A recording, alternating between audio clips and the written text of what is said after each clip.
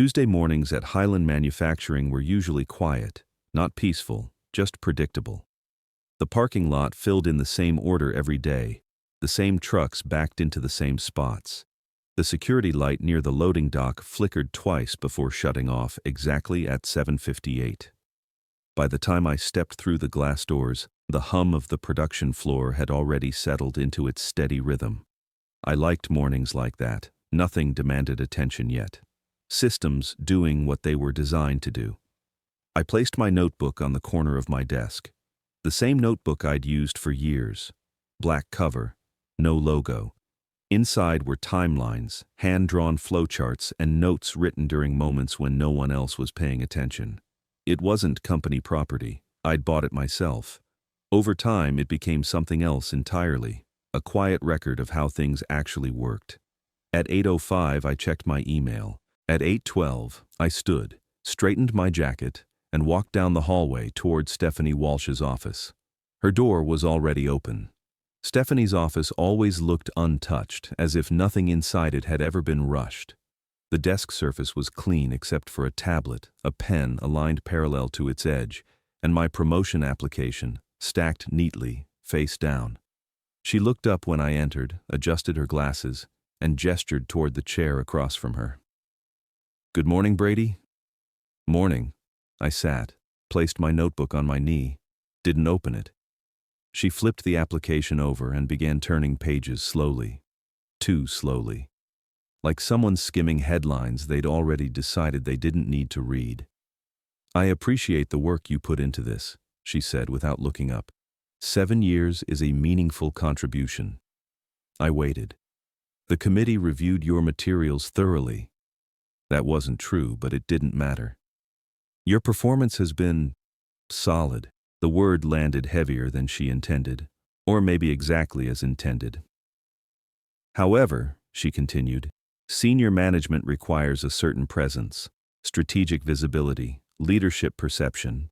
At this stage, I don't believe you're quite there yet." She finally looked at me, searching for a reaction. I nodded once. "Maybe in another year or two," she added, as if that softened it. I closed the notebook without realizing I'd opened it.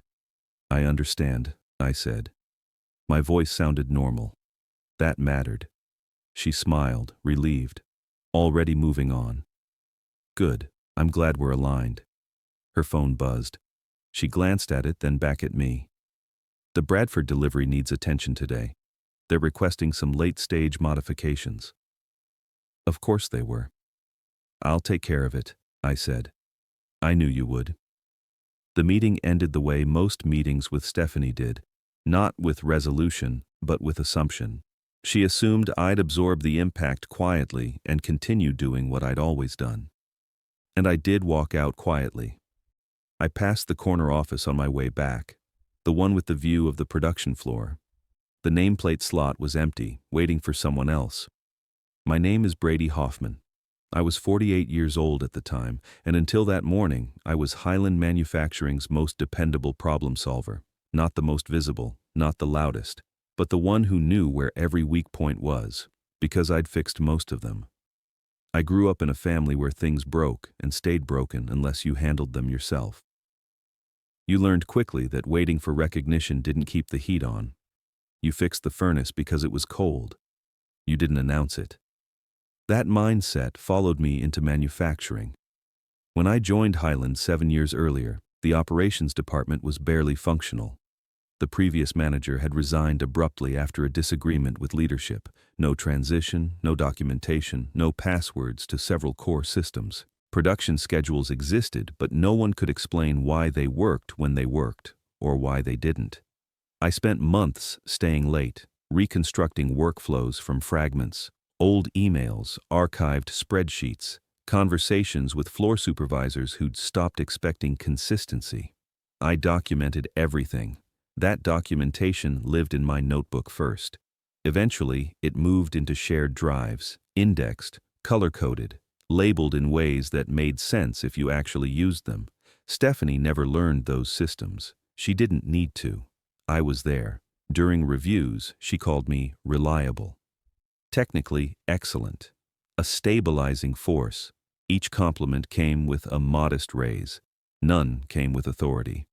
When Highland landed the Bradford Enterprises contract, a multi-million-dollar account with custom production requirements, I was the one who stayed late coordinating with their engineers. I learned their tolerances, their timelines, their priorities. Stephanie attended 4 meetings. She presented the strategy at the executive review. Every morning I arrived early to prepare reports she'd present as summaries. Every evening I sent updates that went unanswered unless something broke. Nothing broke, because I didn't let it. Until the morning after my promotion was denied.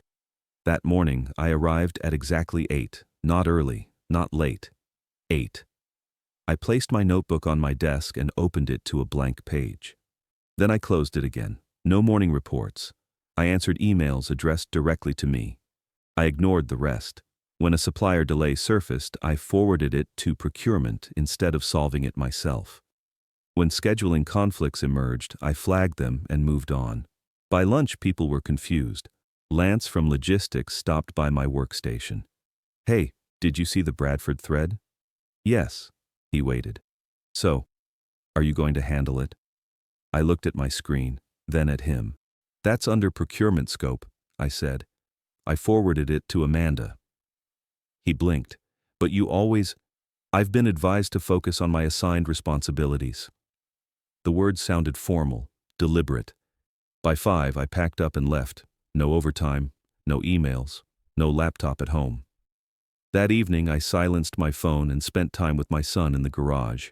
We worked on his car, oil on our hands, music low, nothing urgent.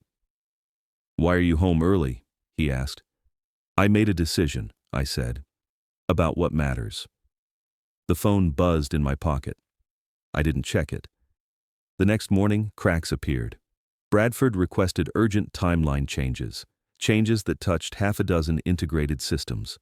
Stephanie attempted to lead the response without my briefings. She found me at my desk mid-morning. "Where are the process notes?" she asked. "Shared drive," I said. "Production implementations." She scrolled. Hundreds of files.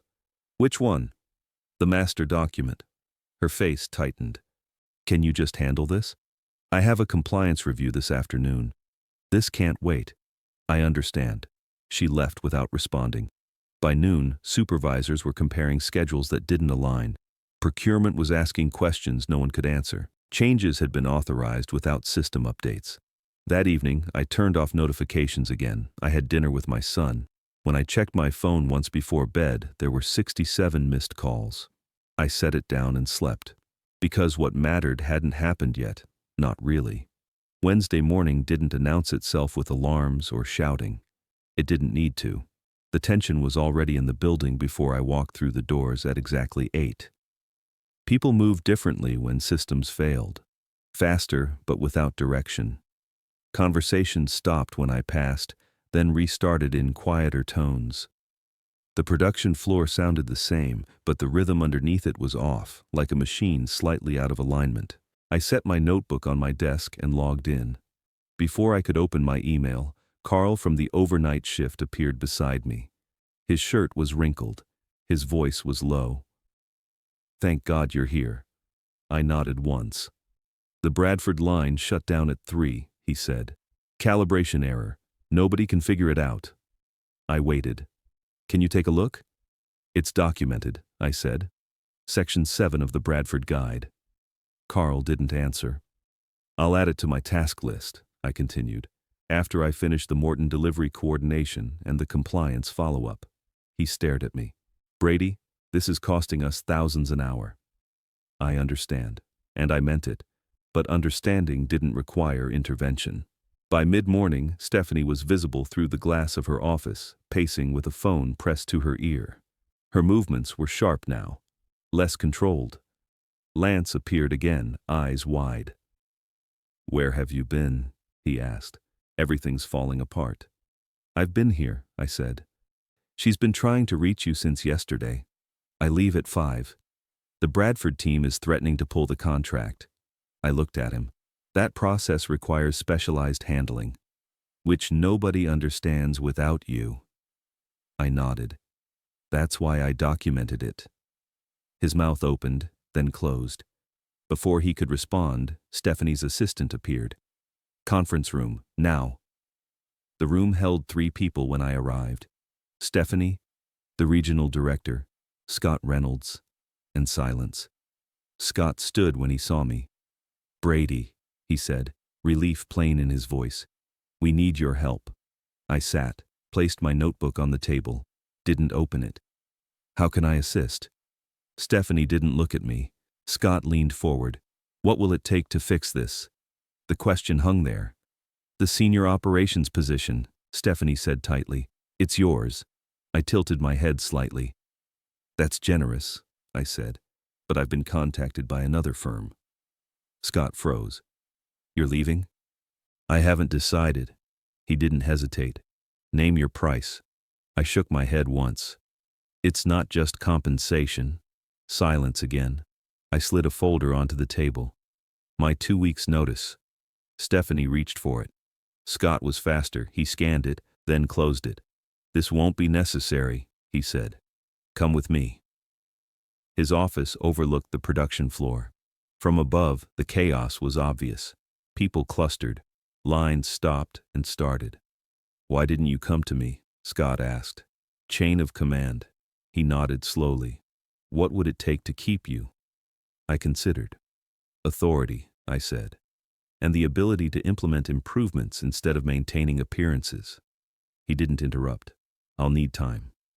"Take the weekend," he said, "but I need an answer Monday." As I stood to leave, he added, "And I'd appreciate your help stabilizing Bradford." "I'll handle it today." When I returned to my desk, the offer was already in writing. The numbers were significant. I joined the Bradford call at noon. Their frustration was controlled, professional. "Brady," their director said, "we've been trying to reach someone who understands our specs." "I'm here now," I said. "Let's walk through it." I didn't rush. I outlined a phased solution. Priorities first, dependencies mapped, risks acknowledged. "This is why we chose Highland," he said. "Can you oversee implementation?" "I'll ensure it gets proper attention." After the call, I delegated. Not everything, just enough. At 2, I knocked on Stephanie's door. She looked tired. "I owe you an apology," she said after the door closed. I waited. "I relied on you without acknowledging it." "Why wasn't I ready?" I asked. She hesitated. "You were behind the scenes." "Invisible." She didn't argue. "I haven't decided yet," I said when she asked if I was staying. "If you do," she said, "things will change." "Yes," I agreed, "they will." The weekend gave me space. On Saturday, I took my son to a car show. We walked slowly, no urgency. "You're thinking about something big," he said. "Yes."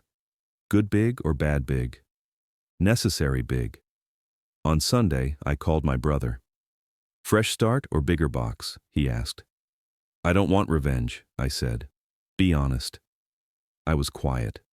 By Monday morning, I had my answer. I arrived at 6:30 on Monday morning.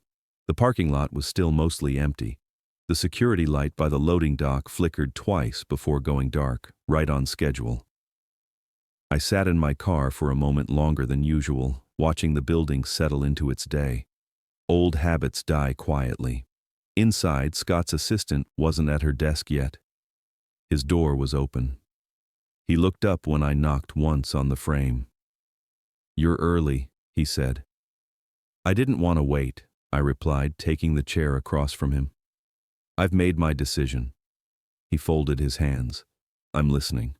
"I'll accept the position," I said, "with 2 conditions." He didn't interrupt. "I want authority to build my own team. 3 positions. Full hiring control." He nodded. "Approved. And Stephanie stays." That surprised him. "I don't want my first leadership decision to look like punishment," I continued. "The system failed long before she did." He studied me for a moment, then smiled slightly. "That's a leadership answer," he said. Agreed. At 10 o'clock, the announcement went out. The emails came fast. Congratulations, meeting requests, questions about reporting lines. Lance stopped by, awkward but honest. "So, you're my boss now?" "Technically." He nodded. That makes sense. On the production floor, supervisors shook my hand, not excited, relieved. Stephanie brought me a folder late in the afternoon. You'll present this tomorrow, she said. I will. She hesitated at the door. I didn't deny your promotion because you weren't capable, she said. I couldn't afford to lose you. That's the problem, I replied. Good managers let people grow. She nodded once and left. That evening, I told my son. So you'll be home more? He asked. Yes. Good, he said. I'm proud of you. 6 months later, delays were down, output was up. Bradford expanded their contract. My notebook stayed on my desk. I didn't need it as much anymore. Some people confuse silence with weakness. They're wrong. Silence, when chosen, is structure, and structure changes everything.